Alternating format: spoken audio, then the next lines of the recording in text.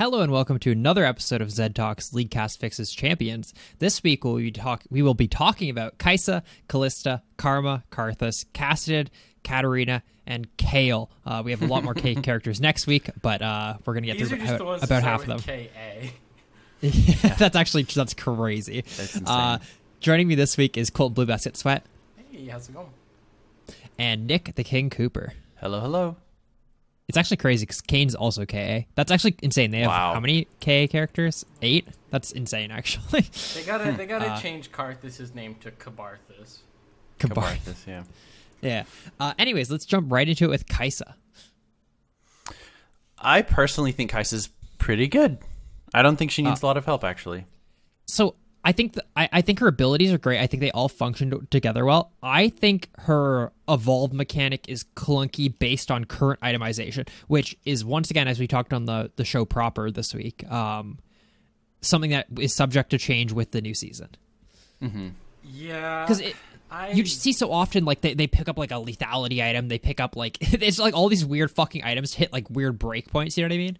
Yeah. I would much rather see it be, like, at a level breakpoint, or like once you've maxed an ability, even if like because I get that they want to make it so you don't have to be like level 18 to have all your abilities upgraded. Mm-hmm. But like even if they made it like 5, 10, 15 or something, or like you get 1 at 6 and then like 2 at 11 or something, like I think that the items, how they interact with that is really strange. Just because, again, you see these, like, wonky-ass builds just to hit all your evolves, but if you don't build that way, it's pretty bad because they just do, like, twice as much damage when they're evolved.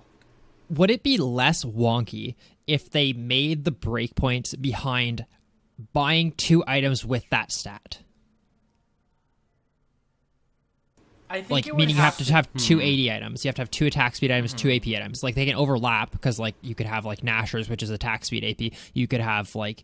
as long as they're, like, completed items, I'm down for that. Like, I feel like that's a cool way of doing it. Swords, right? Yeah. Because, like, regardless, you're going to be locked behind 3 items... 4 items regardless. Hit them all. Unless you buy Ginsu's, which is 1 for all of them. Yeah, so fuck. It's like I think it might be a cleaner way of doing it overall, though. You know what I mean? Where you don't have like Kaisa's picking up the lethality item's crazy. Every single Kayle picks up the fucking serrated dirk just because it gives them the right amount of AD with another item to hit that breakpoint. I don't know. I kind of like that itemization gets like changed and is wonky every time. But I also don't like that AD carries don't have a lot of selection in their build. Mm-hmm. But I do like the idea of like getting it behind a certain number of items and not just an arbitrary 100 attack damage, 100 attack speed. Mm-hmm. So, what about the rest of her kit though? Like, I actually think her abilities flow really well together. Mm-hmm. I think her alt is a little bit weird as an AD carry, being a mobility dash shield. The shield being the bigger issue of it, but I don't think the rest of her abilities are problematic in any way. I don't think so either. I think the only thing I would change about our ult is maybe a minimum cast range, sort of like old Cassiopeia W. So you can't just like short dick it for the shield.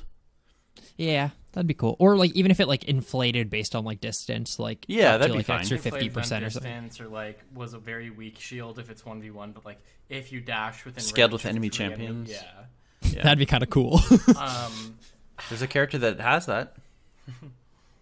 I actually don't know a character skill. Jarvan? It is Jarvan. Yeah, Jarvan. Okay. Mm-hmm. I don't know. Like, I don't think that she has any like major issues. There are a lot of things I think that aren't really fun to deal with when you're playing against Kayle, but I don't think they're necessarily problematic.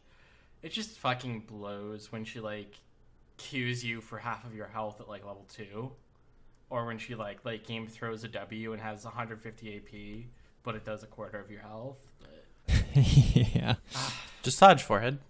But like, I like her abilities though. You know what I mean? Like, there's some things that are a little bit annoying on an AD carry, but like maybe if we did the show a year or so ago, whenever she was released, I guess she was released 2 years ago at this point. I might feel worse about her. But now we've had Samira and Aphelios since, right? And I feel like both those characters are way more egregious in different ways. Yeah.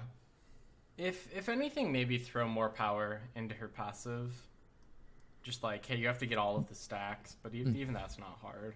Is her passive only the it's like the hit passive, I'm assuming? Yeah, like hit him like 5 times and get a chunk of damage. And I guess probably the upgrade system, but I mean that could be behind any ability.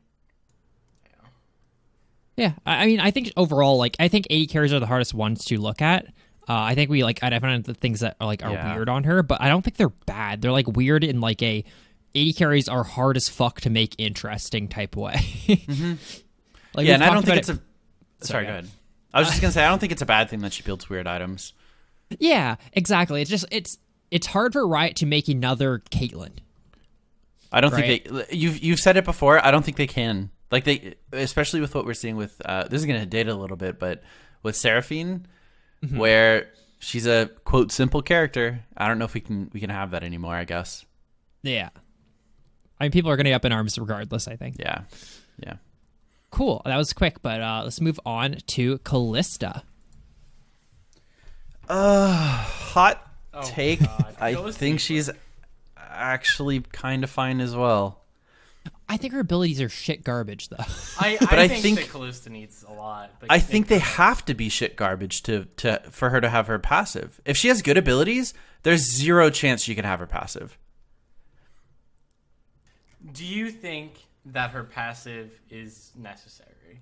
It is untouchable. You can't get away from Marshall. I do not think that you could make Kalista without having the dash auto attacks. Is there a way to balance her so her passive is less fucking weird? Because I like the jump autos. I think that's super unique, super cool. I hate that it does 90% of AD for some reason. I hate that it misses if we lose sight. I hate that she's unstoppable during it. I hate like all these things. You know what I mean? I hate that it scales off of her level of boots. I don't like that. Like that's what I was gonna start with. Right? Is the passive is that I think you can have you auto attack and jump like. You can do that, but all of the other stuff that's tied to it is just why. Like I get that they had to do it for balance purposes, but I feel like they could balance around it doing regular damage and not scaling off boots and being interruptible and interacting like a normal auto attack when when they walk into a bush or something. Should it just scale with attack speed then? Because I feel like that's... So you can't have her dash her full distance from level 1, right? I would think probably bind it at ultimate. Just like when you level your ultimate, your hop distance is increased by like 25 or by 10 or whatever. However many, units is appropriate. Why isn't it just movement speed? Like, why is it boots tier? Because I think that's a way to gate it behind certain gold like thresholds.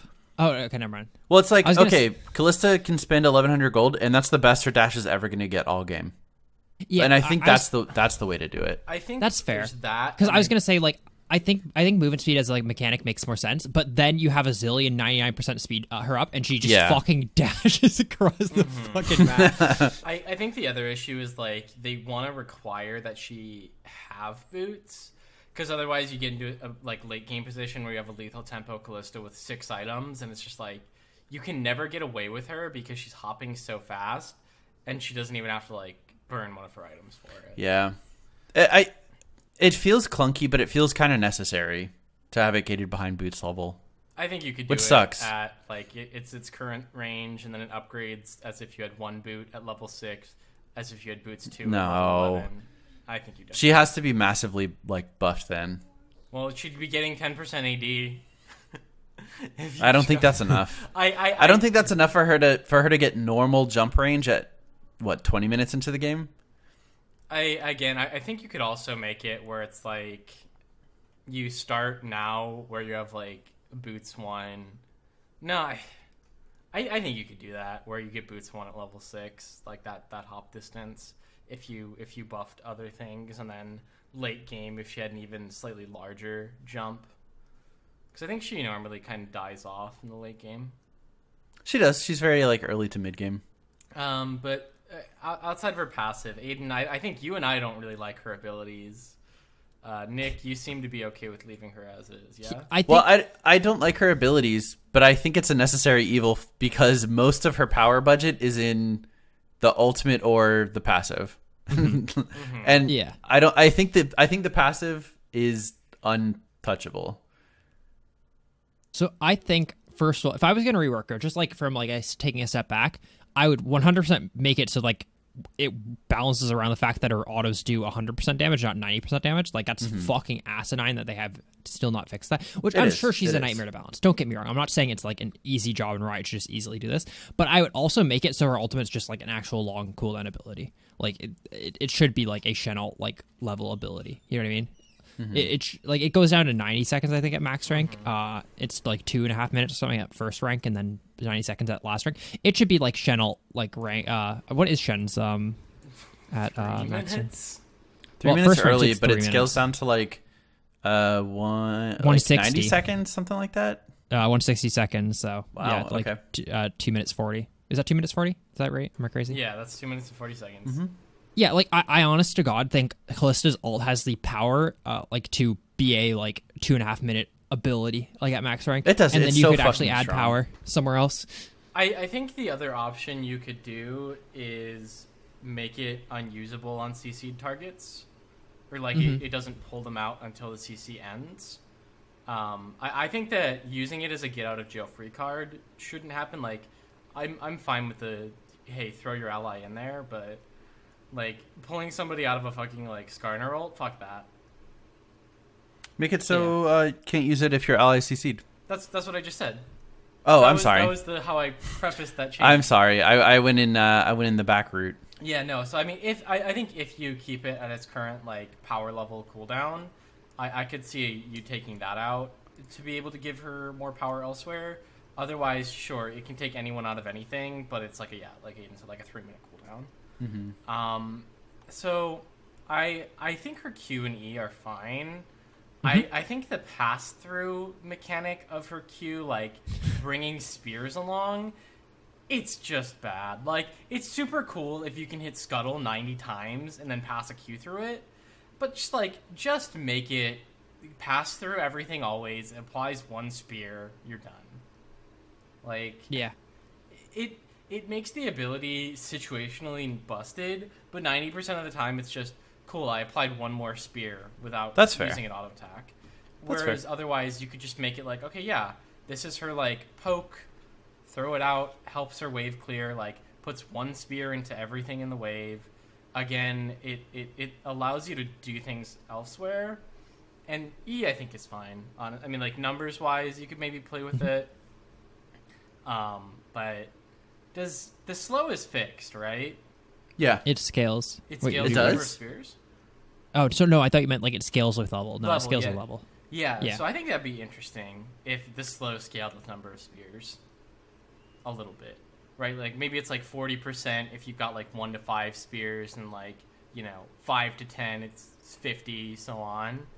Because like I don't know, if you have like 20 spears in somebody and you pull them out and it doesn't kill them, they should be like unmoving to me. But again, I don't know. That's a small thing. Do we want to do anything to the W? W is boring, but once again, I think it's boring because of power budget. I think it has to be kind of boring. Maybe it not has boring, to be like but it has to be utility weak. thing. Yeah.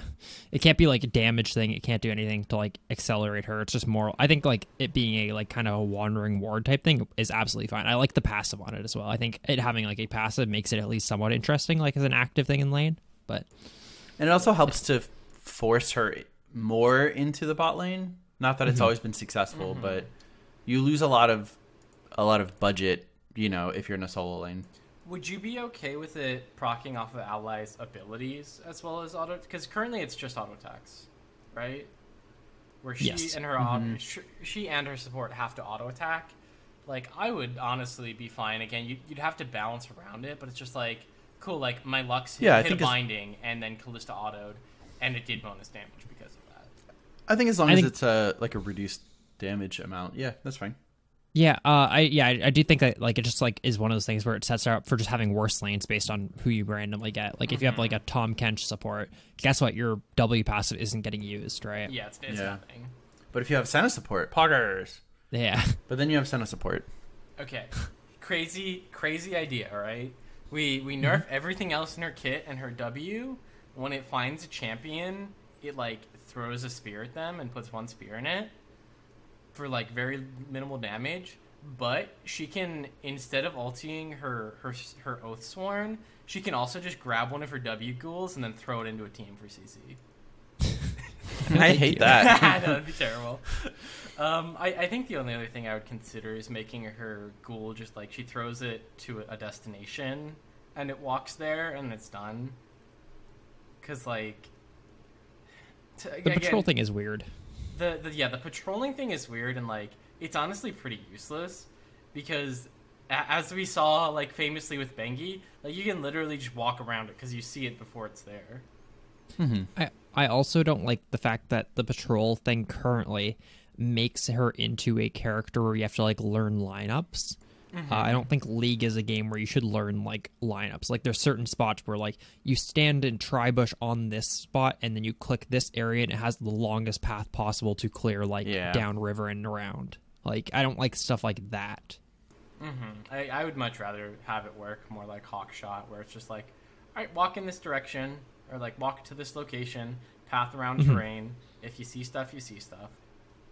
Yeah, I'd like that. And again, I think if you do a lot of those things in conjunction, you can adjust the power to give her regular auto attacks. You can allow her Q to deal a little bit more damage because it's not going to have the chance to carry 20 spears onto something. Yeah. Kalista. Cool. Do you want to talk about Karma? The only other thing I wanted to bring up, do you think it would be okay to let her switch her Oathbound at some point? Never. Okay, and then I was literally thinking about that at the beginning. Is I think that she's underutilized in cheese comps of playing passive in lane and then just Oathbounding your top set or something. Yeah. And that's that was I think that's the other potential way you can go. But then you're gonna have to like gut everything else about her because she could throw like a set or a Galio into your fucking team. Yeah. That's a top lane Galio or like, you know, a full 4-item set. Like that would be fucked. So I agree that that's not okay. I agree that's not the way to go. They're not played more. But I could like bottom. Yeah. Oh yeah, dude, like set Kalista would be a nutty lane. Yeah, it's actually sick, right? Infinite dives. Anyway. Let's talk about Karma. Perfect champion. We're done. I think she's pretty perfect. I like the mantra. I think all the mantra abilities are balanced. So I think if we were to have a discussion about top and support, I think for top lane, I feel like every single one of her mantra abilities gets use, like equally. As a support, it's never. Let me rephrase. It's very rarely ever W. Yeah, Tether. Yeah, Tether is definitely like her worst support ability, but like top, I think. I mean, I think Tether's like almost like has a slight edge over the other ones. Yeah, but I think we've seen that Riot really does not want Karma in the top lane.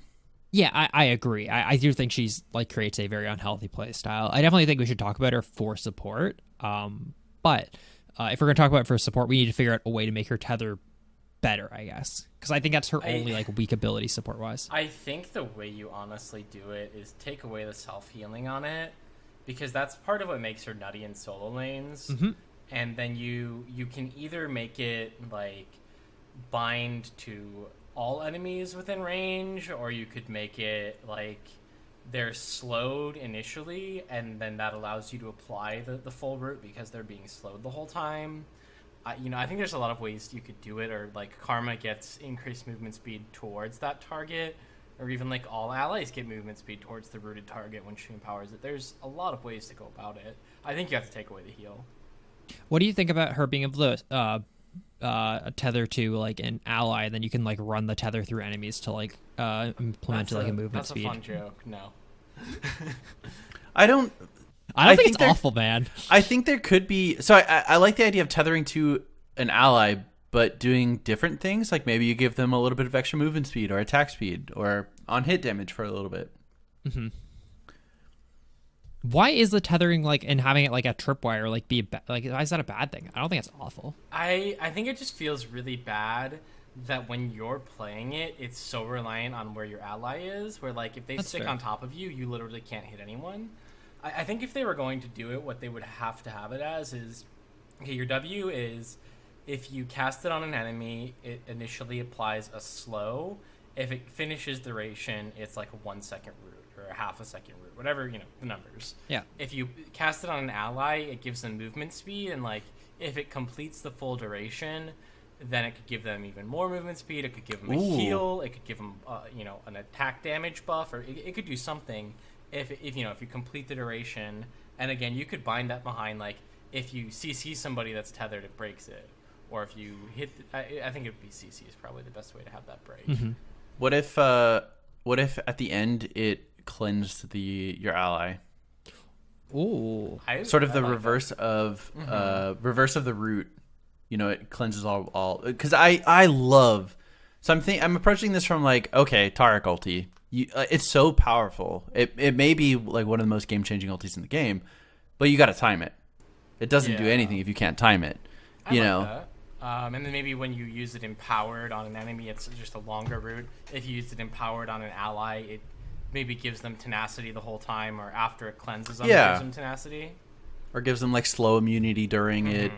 Something like that, yeah. Is it too brain dead of an ability when it's empowered to like auto cleanse the next CC and break like tether? Oh, so you're saying when it's empowered and you use it on an ally, it'll automatically cleanse the next CC. So like, yeah, if it's not like empowered, you put it on. Shield, basically. Kind of, yeah. It's like it's like a spell shield almost, yeah.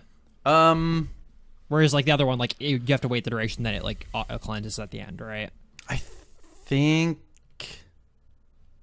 so. I don't think so hear me out, like why? So I think it's a lot of power, right? But you're you use 2 Mantrid abilities in a fight, sort of thing. Like you're losing Mantrid team shield for that, right? Yeah, okay, that's true. Like maybe I make think the power maybe make of, like, Mantra ulti higher. Sorry, maybe make a Mantra ulti like a little bit higher then. Mm-hmm.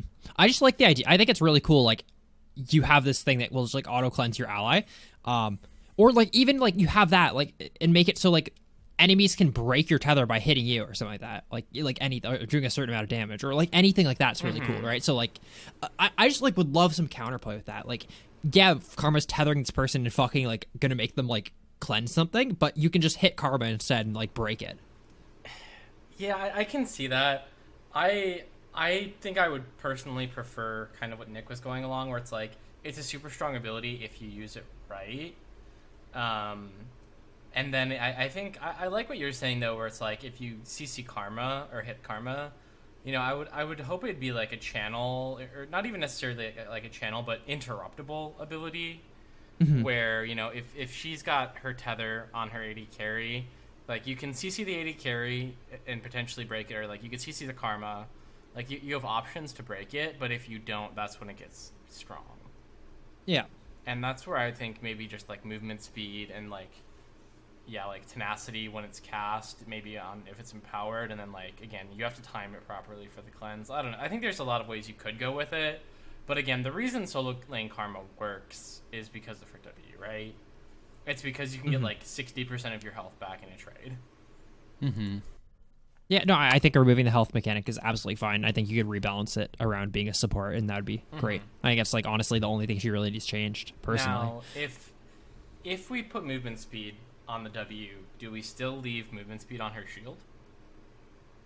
I'm still not still 100% down for putting movement speed on her W. Personally, I still would rather it be like a cleanse type thing, which would allow you to keep power on the E, because like E's her best support ability for sure, right? Like it's, I mean, if you team wide shield for what, like fucking 400 or whatever, it's disgusting. It's the best AoE shield in the game.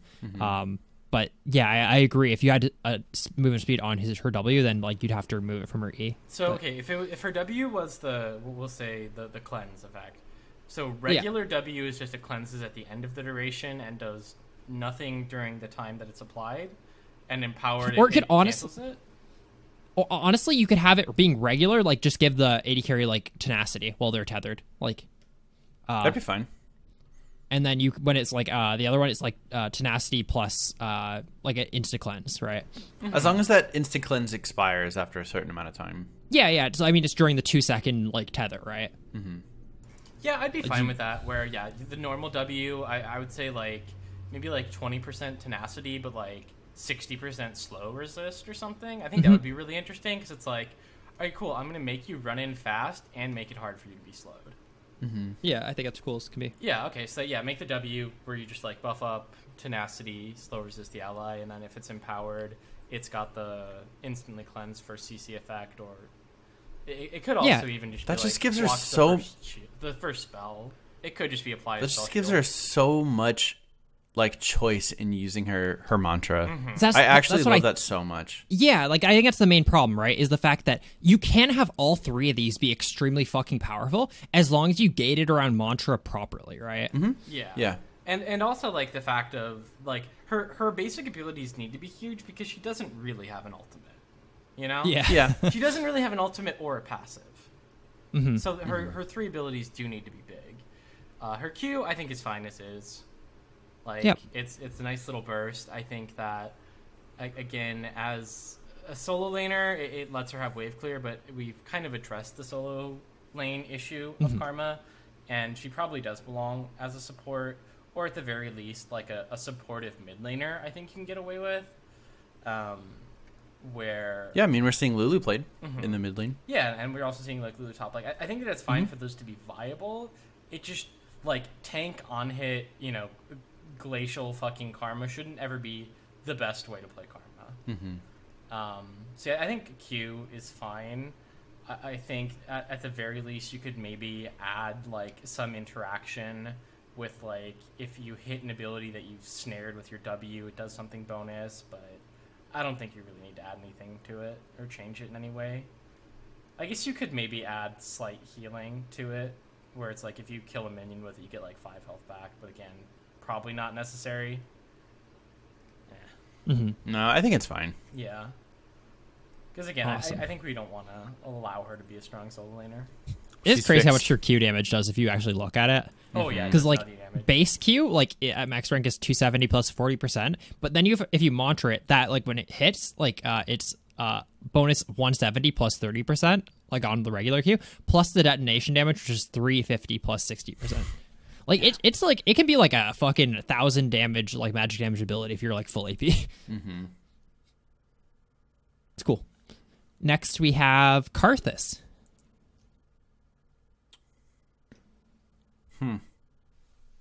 I think Karthus is almost perfect in the fact that I don't think you can change anything. You can't change his passive ever. You can't change his Q ever. You can't change his ult ever. You can maybe play around with Wall of Pain and Defile. I don't think you can change Defile actually more than I'm thinking about it because he is like the mage that kind of like dies, and then like having an AoE ability is super important to that. I think that one thing you change about the E personally is that where it's like when it's turned on, you don't get the mana back for killing minions. Just like lower the mana amount, have it always on. I believe they did do that. That changed recently. Within the last 6 months, I remember Colton. We were in an ARAM, and you were. I taught you that. Yeah. and you're like, what the fuck? It doesn't do that. Yeah, they changed it like a couple patches after I talked to you about that. Okay. It was changed and it was recent. Yeah. All right. So W currently when you level it up more, it increases in slow and resistance shred, right? And size. It doesn't increase in resistance shred anymore. It's just size and slow. Okay. Does it need a resistance shred, do you think? Yeah. So it's only magic resist shred, and it's only 15%. And I feel like it feels good because he can kind of like be like this zoning mage type thing, right? Before, and then when they jump on you, you're kind of like try to get the fuck away from my dying body, or else you'll get exploded, right? Like, yeah. Do you see a world where you could cast it like Aurelia's like line, where you like cast the 2 points and it goes between them? Sure, if you were created in 2020. Yeah, that's the reality. Yeah, and I think the more that I think about that, since you're already like mashing Q constantly, that probably would be worse. Yeah. Do we do anything to like his fucking auto attack? Just because it feels no. His His Q is so powerful. It has to feel useless. He just doesn't have in an a perfect auto attack anymore. Yeah, in a perfect world, he wouldn't have an auto attack, right? The whole idea is that he's supposed to use his Q for everything, right? Like he literally gets mana back from his E that's equal to the mana on his Q, like at all ranks, right? Like, I think if you wanted to, you could all in on that concept and be like, Karthus does not have an auto attack. I mean, I think it'd be fine for him not having an auto attack. Yeah. I think you'd have to do something along the lines though then of like his Q can apply on hit effects or can hit a ward or something, because like not being able to hit blast cones, then that would kind of suck. No, I think you could definitely do that. I think his Q hitting wards and blast cones and stuff would be so funny too. I actually think that's fucking funny. Like, I do think that Nick, in a perfect world, we could just all go, yeah, Karthus is fine, just because like I don't think you can change his kit. His kit is very tied together. But I do think that like if we were to change anything, that would be a cool way to like make him a 2020 character. He just doesn't have an auto attack. No, I agree. I think I don't think it's necessary, but I think he's weaker than, not a ton, obviously, yeah, but I do think he is weaker. You could though then like do interesting things with like slightly increasing the damage and having the cooldown go up, but scale on like attack speed. Like I think again, I don't know if that's probably not good, but I think that would be at least interesting. God, I can't wait for Nasher's Karthus. I know, but like I don't necessarily think that would be good, but I think that there's a lot of things you could play with if you did something like that. Yeah, you're right. I'm not sure if this is true, but according to the fucking wiki page, Karthus' Q, lay waste. Karthus creates a blast in the target area, briefly revealing the area and detonating after a 0.528 second to 0.759 second. What the fuck? Because it's 0.75 seconds, but it's rounded up to the next game tick. So I didn't realize there was a delay, like not a delay, but like a window. Yeah, because it's such a low delay, I guess. It happens so often it's limited by the fucking games, tick rate. Oh, okay.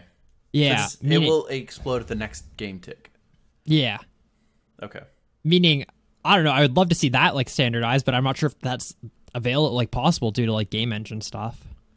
It probably feels smoother this way than it would any other way. I think the only other way to do it would be to make that window longer so that it can always work. Where it's like if there's a quarter second delay or something, but then you could just make it like bigger or make it do a little bit more damage to compensate. Yeah. Huh. I honestly think Karthus is fine overall, though. Like he's actually. I think cool. so too. I think it's really cool that he's seen a huge resurgence in the jungle for a character that was otherwise, like, no pun intended, dead. Good one, Nick. Thank you. Real Dane Cook. I mean, but seriously, he saw zero play anywhere, so it's cool that he got picked up in the jungle.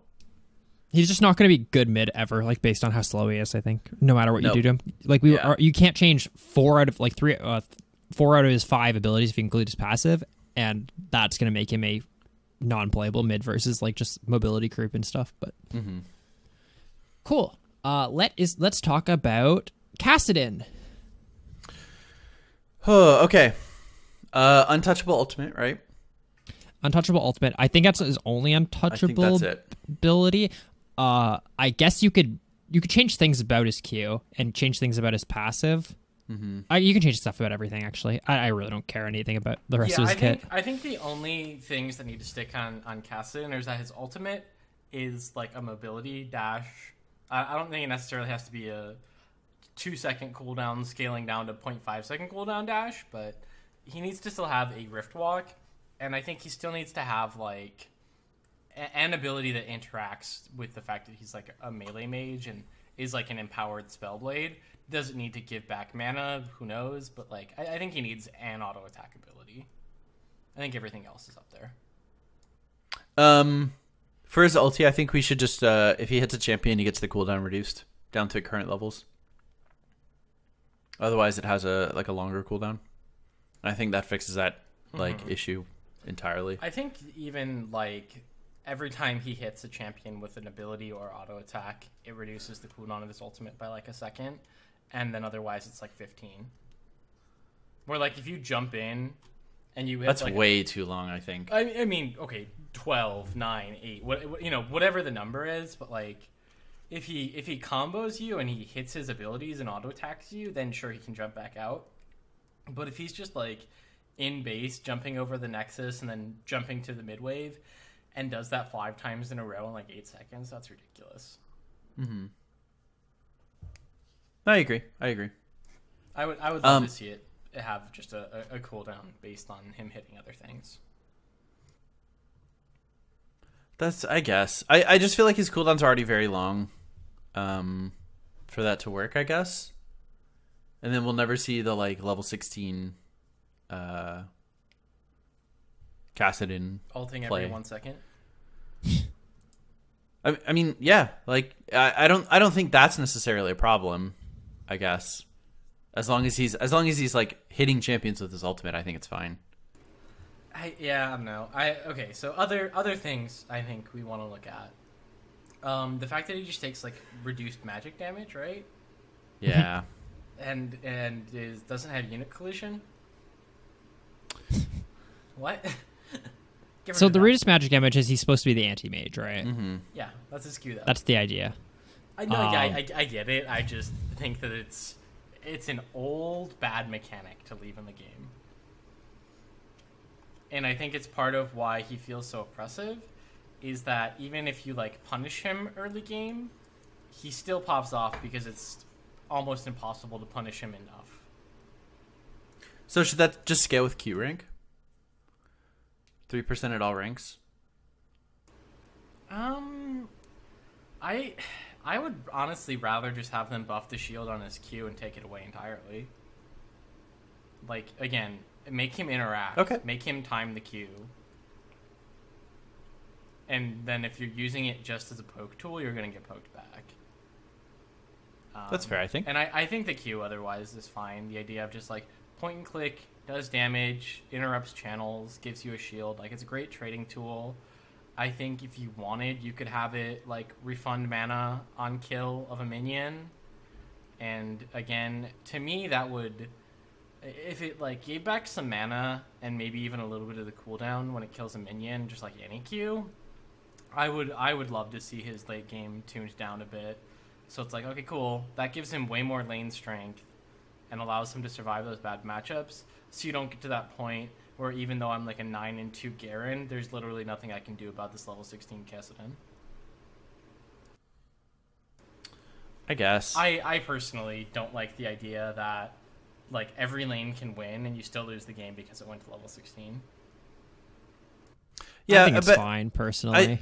That's kind of what I feel as well. I don't think these characters, and I'm sure we'll talk about this soon, I don't think these characters should lose their like identity of being late game powerhouses. I think if anything, other characters in the game should be tweaked to like have counterplay versus stuff like this, have more grounds in the game, have stuff like that, have harder CC. Like, yeah, I don't think Kassadin and his late game scaling is the problem. I think it's frustrating sometimes, but I don't think it's that insane. I mean, I would agree with you then that like if there are more options to do something about it in terms of, you know, CCing him, grounding him, I would be more okay with it. But like that's my issue now though, is that again when his ultimate gets down to the I think it's like 1 second if you have 45% CDR. Yeah. And you can cast it probably 10 times with how much mana he gets and gets back. Like, it's just so hard to deal with against a decent Kassadin player. And like, even if he's 0-2 in lane and down 20 CS, like, he still gets that and becomes crazy, whereas like any other mid lane character, like if an Orianna was down that much, it doesn't matter if she hits a 5-man ulti at that point. You're still not really going to do a lot. But Orianna does have a lot more power earlier in the game. Oh, yeah, for sure. So I don't know. I think having a character say, okay, you have a time limit. You know, you've got 35 minutes on the clock to win the game to get far enough ahead that my level 16 won't matter. I don't know. I think that's fine. I think it is in concept. I would like to see it a little bit more normalized. In my mind, for Kassadin, it's like if you're not up 50 CS and 2 kills by 10 minutes, you're probably going to lose the game. And again, he hasn't hit that spike yet, but like again, having like dealt with level like 8 Kassadin solo killing me with like just a fucking, corrupting potion and a ruby crystal and a sapphire crystal, like he has literally nothing and he's still super strong because he just takes 20% less damage. He also loses every single matchup in the game except for Katarina, though. Yeah. That's his only winning lane, right? Like I don't know. He beats Aurelion Sol. Okay. I assume Katarina is like the one where like every single Katarina one trick bans it because it's like actually unwinnable. Mm-hmm.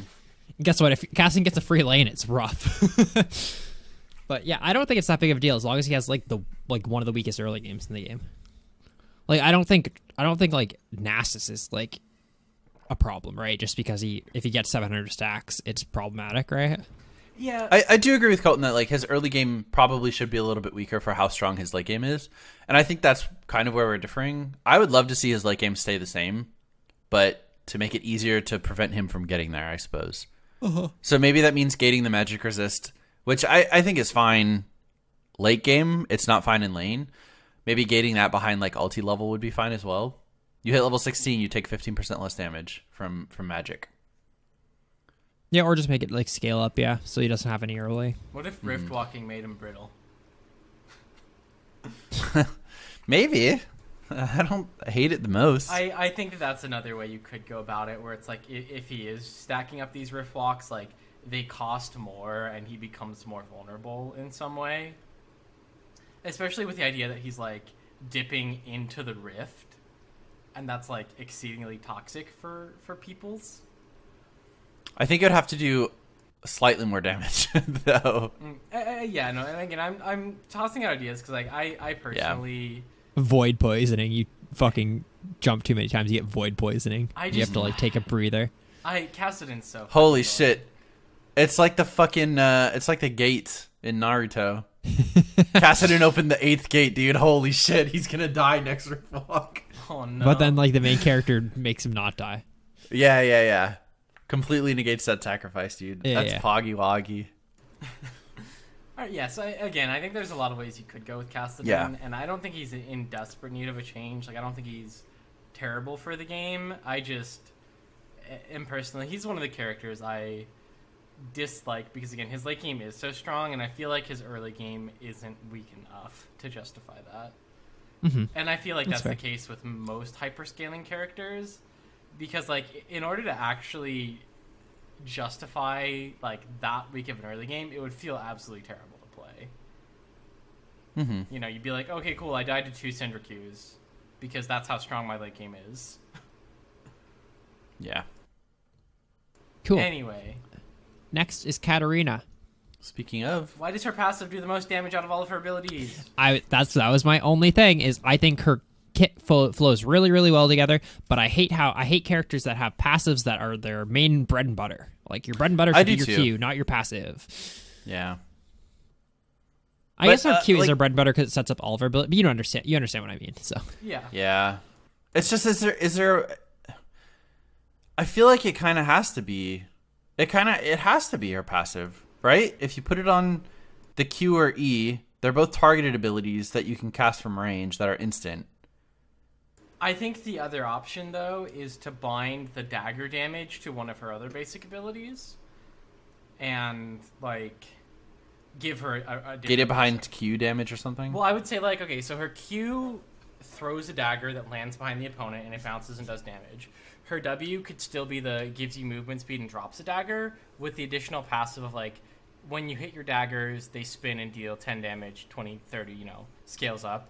And then it would be like, okay, I can level up my dagger damage, I can level up my Q poke, or I can, I think Shumpo should probably never be like your first max, but I would love to see the option of, hey, I max Q if I'm just going to be like throwing daggers for poke and surviving a while, or I max W so that my like all-in spin combo does a lot when I'm actually triggering multiple of these. And then you could do something else with her passive other than just like the reset, where it could be like, I'm trying to think of what would be a good idea for like giving Katarina a passive. I think it would have to be, I'd be honestly fine with lowering her base damage and then give her like takedowns give her like plus 5% damage for like 10 seconds or something. To be like, this is the dive in, pop off, but then not have as much of the issue of the Katarina like walking up gunblade 100 to 0ing one person. Yeah, I personally still think the second Katarina like kit was like the most easily balanced, I guess. What was the second one? The one where W like just did the circle around her. The circle ability, yeah. And it like gave her like movement speed and stuff, because I felt like I think it's really cool that she's an assassin that like blinks around and also gets like a ton of movement speed, right?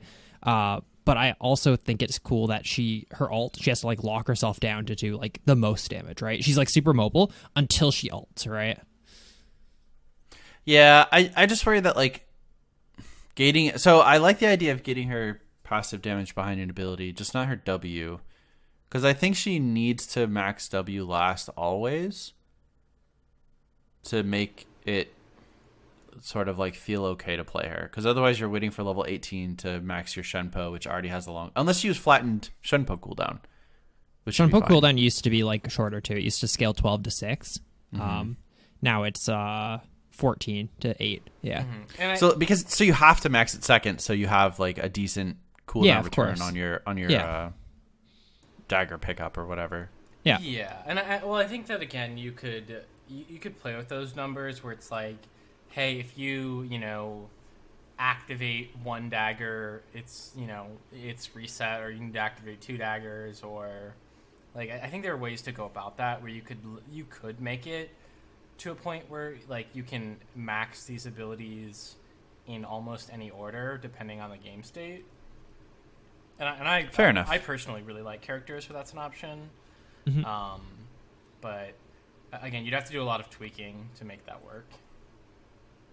Yeah, I think she's someone that like these combo like mages, I guess, are the hardest ones to rework, right? Because their kit purposely goes together, I guess. Yeah, it's hard to just do anything to her because it's not the same character anymore, and obviously that's the point of like this entire thing, but it feels bad to change these combo characters based on, well, from what they are now, I guess.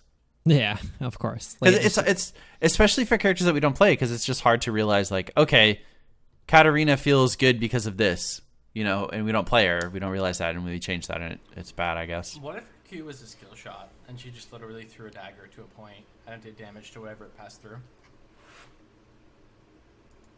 I like it less, mainly, but I also think I'm biased because I think my favorite Katarina is like this first and the second one, where like the first one bounced 5 times, the second one bounced 4 times, and now it bounces twice, and making it not bounce at all would make me sad.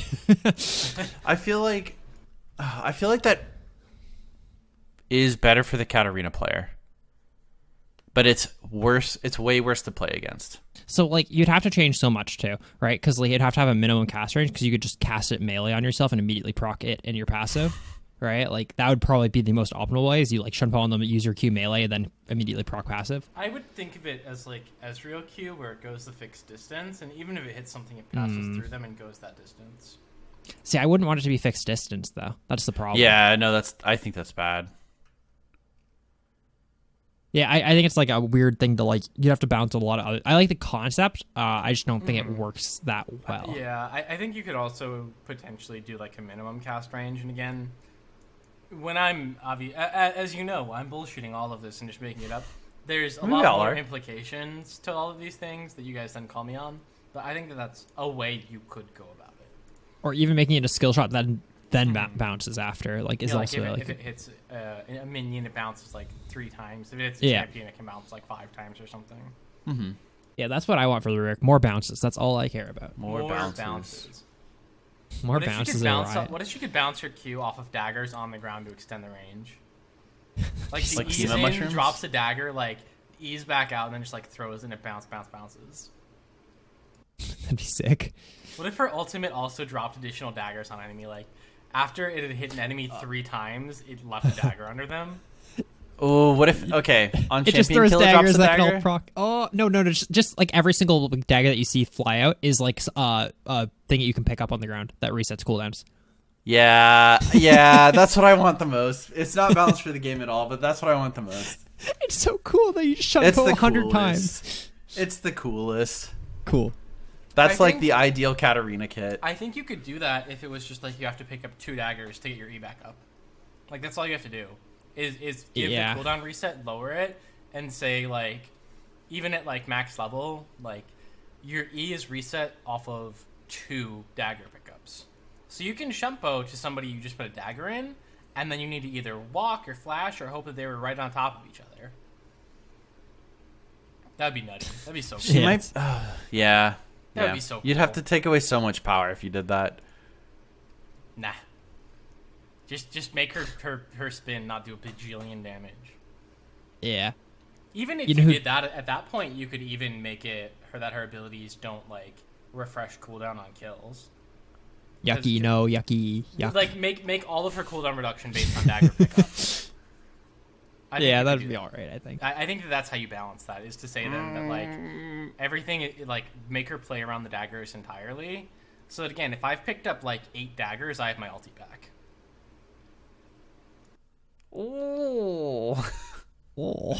It's scary to think about, because I only have the context of current Katarina, and that's terrifying. Yeah, again, you'd have to move numbers around a lot, but I guess to me, what this ideally does in this setup is it gives her more agency in team fights while lowering her ability to do that nonsense where she just like walks up to you in lane, presses E on you, and then 100 to zeros you while you're slowed. Mm-hmm. Hear me out. Every dagger she picks up, she stores, and that's how many daggers she throws with her ultimate. Ooh, okay, but then she can pull all of them back towards her, and if she hits you with like 3, then it stuns you. Okay, next is Kayle. I am a huge fan of the Kayle rework. I think they did a fantastic job capturing the character, etc., etc. And I think the change that they made most recently, where they gave her ranged at level 6, permanent range at level 6, fixed any issues that I had with the character, personally. I wish there were not a window with her ultimate where she was able to auto attack, but also invulnerable. Yeah, I think that's a good start. I also think I would personally be fine if she had range autos from 1, but they had like 0 bonus and they didn't like proc anything. Yeah, I like, that'd be fine. They didn't stack to 5, they didn't get the attack speed, they didn't make her exalted, they didn't do any of that. It just was just your ranged character, but your autos like are weak pussy stuff. I think they would. I agree with that she should just be ranged from the beginning. And I am personally of the opinion that, similar to Kassadin, I think that her early game is not exploitable enough for how strong her late game is. I don't think she's as bad as an example as Kassadin, just because the mobility issue is, I think, insane.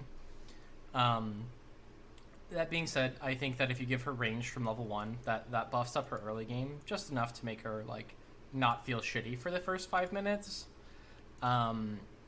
If anything, I would maybe want to see it that she just has to stack more, where like at level 16 you already have like the fully exalted off of first auto, right? And then the bonus attacks just give you more attack speed. Yeah. I would maybe want to see it where it's just like, you know, you still need to get 5 attacks and the damage just goes up and up and up. Or like it maybe adds some penetration at like level 11, and at 16 it adds like additional range. I don't like the idea that at auto attack 1 coming into lane she's exalted. Personally, I'd rather like to see it where it's like, okay, cool, at level 6 you get bonus damage on auto attacks and bonus attack speed, and then at level 11, once you're stacked, it gives like the AoE damage, and then maybe like level 16 you gain, like, once you're exalted you gain like 50 attack range or something. Yeah, I think that's fair. I think her Q works fine. I like the armor and mattresses shred. I do think it's like a weirdly like expensive ability, like for what it does, I guess. In the fact that, I don't know, when I play Kayle and I use my Q level 1, it feels like I'm playing Dota and half my mana pool is gone. It feels like I fucking blitzcrank hooked someone, but I used a 60 damage ability. If I'm not mistaken, they're making her Q cost... Oh, they made her E cost 0 mana. Yeah. No, her Q costs 70 still, and she has a pool of like 300 mana. So like you're using like 1/4 of your mana to use a 60 damage ability. Don't worry, her W is a 90 mana cost. I don't like her W. Her W as well. Like I just think her ability costs are like weird. They're whack, I guess. Mm-hmm. I guess the whole point is that she's supposed to be like this auto attacker, and like, but I don't know. It just feels weird that, I mean, if you use your Q and your W like together, your half your mana pool is gone. Like it's actually like Dota level of mana usage. And they're so weak. They're so weak level 1 that it's not even worth. Heal's fucking garbage. Most of the time. It heals for 60 at rank 1. Honestly, you're using your heal for the movement speed. Take the heal away from her W.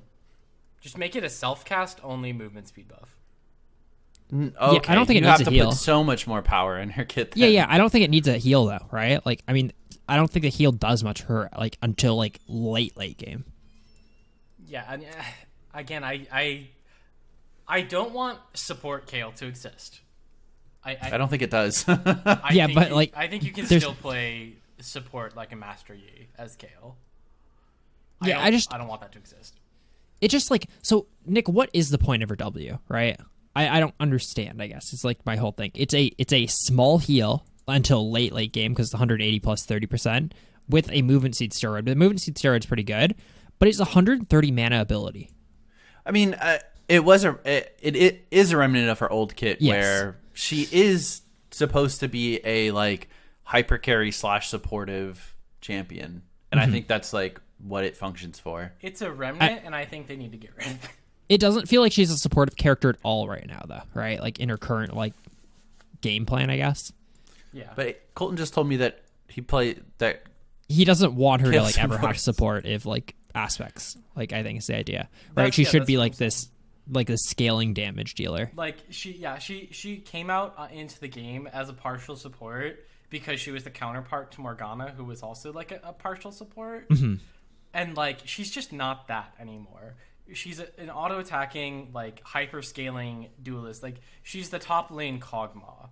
Let her be that. Her W is just a steroid. If you want to give it, like, additional slow resist, if you want to give it, you know, attack speed, if you want to give it something else other than just the move speed.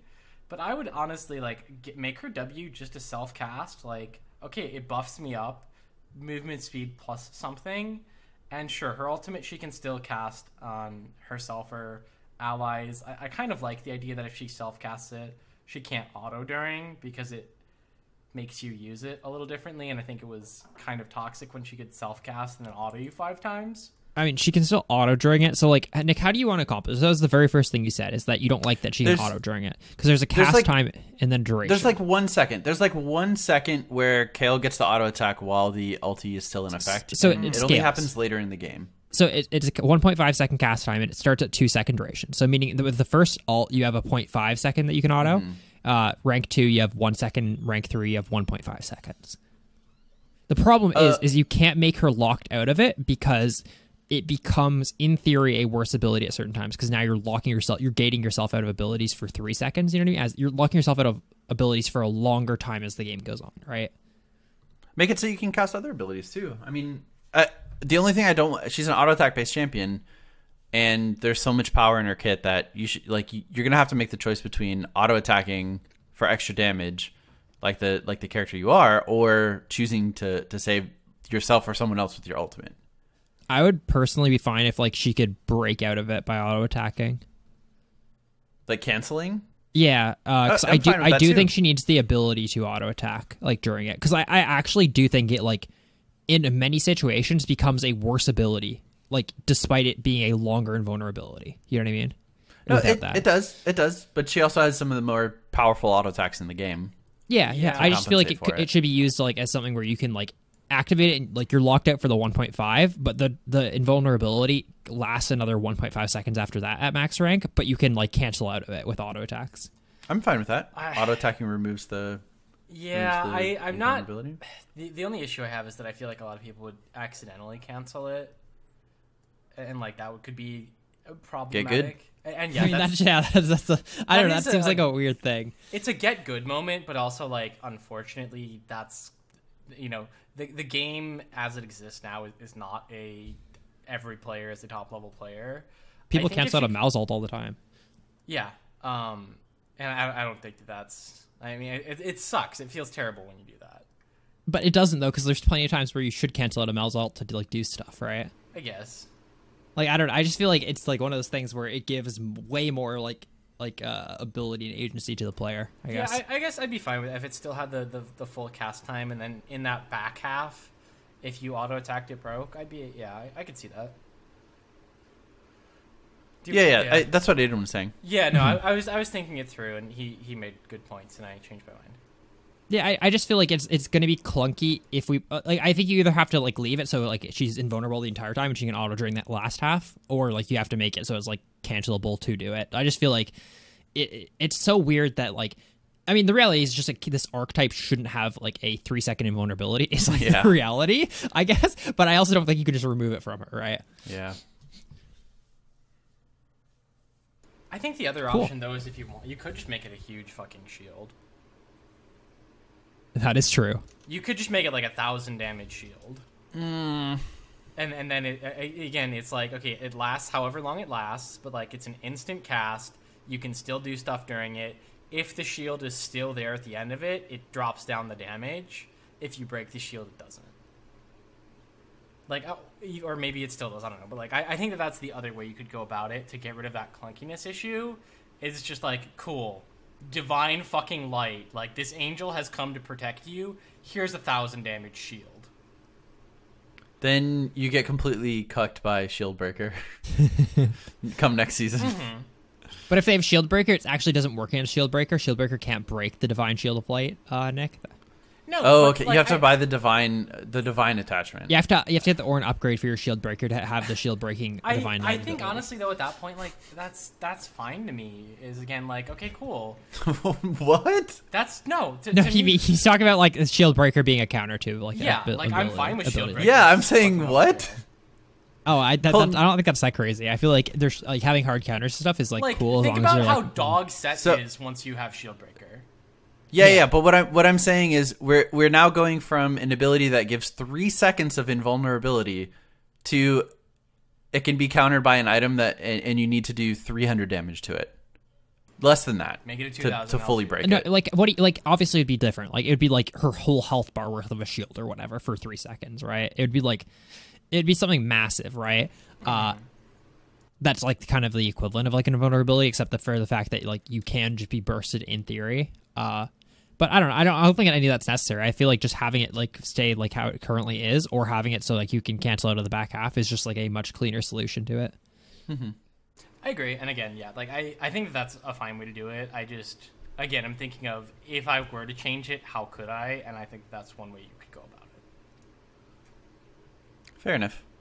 She just feels so much different than Morgana now. I guess they haven't really fully reworked Morgana. Like they did a rework for both of them, and Morgana was kind of like, hey, what'd they even change? I don't even fucking know. They changed the W your from W flat cooldown damage to percentage based. Yeah, just then they fucking reworked Kayle to make her have a fucking leveling system. But one of those characters was fine and playable. That's fair, but and the other was not. When you have like it's like if they rework fucking like Yasuo. And then they're like, oh, we should also rework Yon, but then they just like kind of leave him. Yeah. Yeah. Either way, that is the end of this episode. Next week we'll be covering the rest of the K characters, from Kayn to who's the last one? From Kayn until Kog'Maw. Thank you guys for listening. We'll talk to you guys next time. Bye. Bye. Bye.